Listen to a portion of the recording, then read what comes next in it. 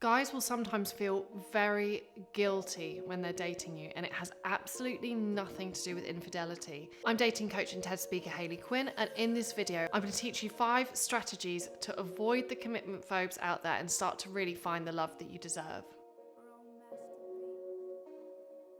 Of course, you're not responsible for somebody else's feelings. However, guilt can be a really negative emotion that can enter into our relationships, put pressure on us, and ruin our chances of actually connecting with someone. Some of you out there may be familiar with the concept of the love bank. And what a love bank means is when we have really positive experiences with the person we're dating, we put some money in the love bank. It's something that makes us feel more connected to a person and keeps us closer to them. However, when we feel like we have disagreement, when our interests aren't aligned, when we have bad experiences together, we make a withdrawal.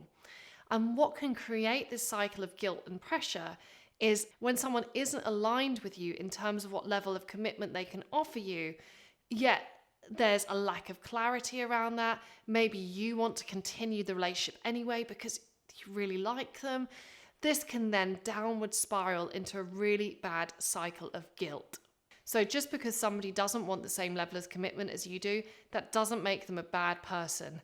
However, if we keep pursuing relationships which ultimately can't give us what we want, we compound the cycle of you feeling constantly like there's just no people out there who are aligned and able to give you what you want.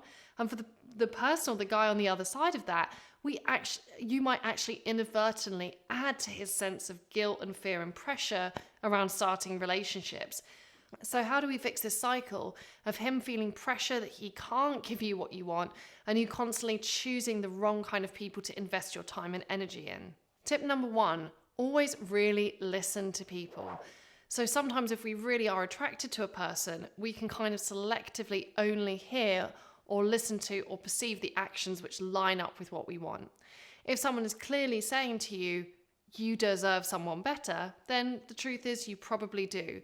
So when someone tries to communicate what level of commitment they're able to offer us, even if it isn't the perfect communication around that, even if it's more like a series of hints than a direct statement, we really want to perceive how someone is talking about their lives.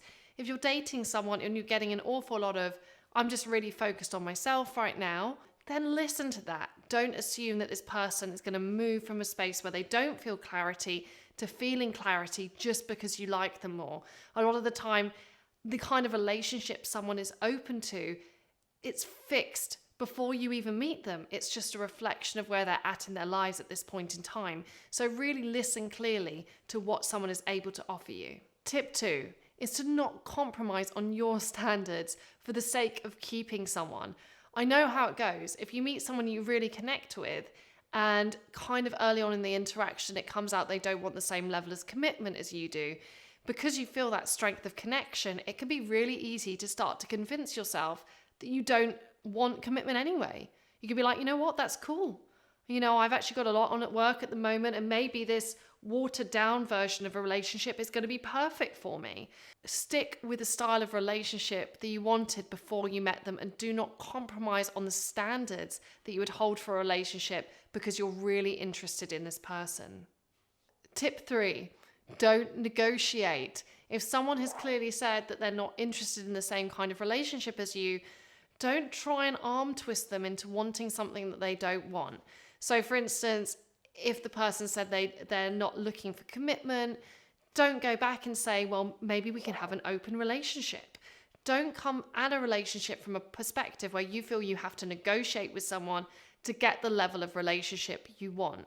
Instead, have those high standards for yourself, have that self-esteem to believe there's going to be lots of other people out there who can give you exactly the same kind of relationship as you want. Seriously, the right people will want the same things as you, so you do not need to arm twist or negotiate anyone into having a relationship with you. Tip 4, when you've realized that you're not aligned with someone in terms of what they can offer you, let it go. I know that's about 1,000,000 times easier said than done, but it's so important that rather than lowering your standards, not listening to what they've communicated to you, trying to get them to a level of commitment they weren't willingly offering at the start of the relationship, Scrap all of that effort and emotional pain and get out of this cycle now. There's a real grace in just going, you know what? I like this person, they like me, but we're not at all aligned in terms of our relationship values. And you know what? I'm not going to see this downward spiral. I'm going to walk away with my head held high. And if in time they shift their perspective on what they're able to offer me, great. If not, I'm confident in my ability to go out there and meet someone who can. If you'd like to hear some more confident boosting mindsets around how you can get the commitment that you want, if that's what you want, you can head over to hayleyquinn.com/real love. The link is below this video. And if you've liked this video, I'd really appreciate it if you give it a like, a comment, a share, or maybe even a subscribe to my channel.